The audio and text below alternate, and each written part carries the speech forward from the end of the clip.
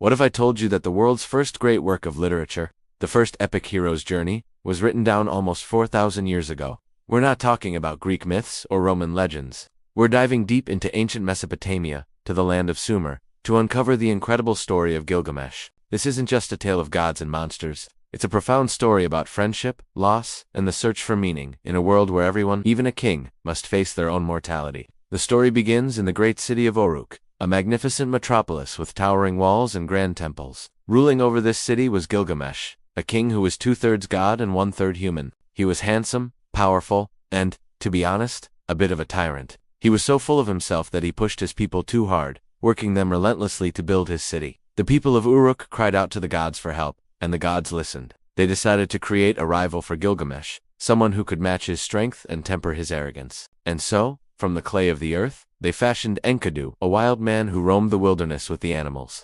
He was Gilgamesh's equal in every way, but completely untamed.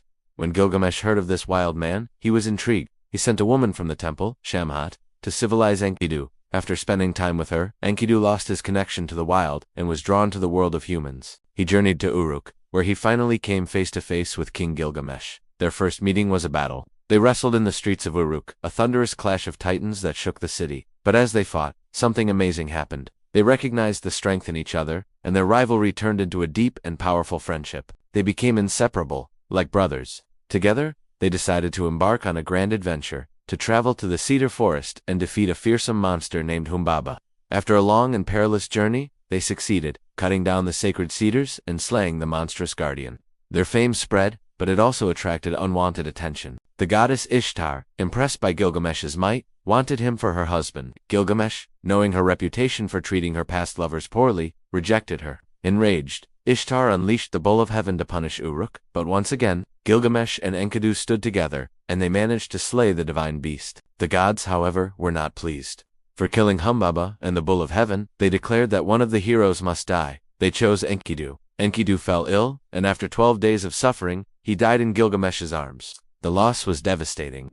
Gilgamesh was heartbroken, consumed by a grief so profound that it changed him forever. For the first time, the mighty king who had never known fear was terrified. He was terrified of death. He realized that if death could take his best friend, it could also take him. This fear set him on a new quest, the most important one of his life, the search for immortality. He journeyed to the ends of the earth, facing incredible dangers, searching for Utnapishtim, a man who had survived a great flood and was granted eternal life by the gods. When Gilgamesh finally found him, he asked for the secret to everlasting life.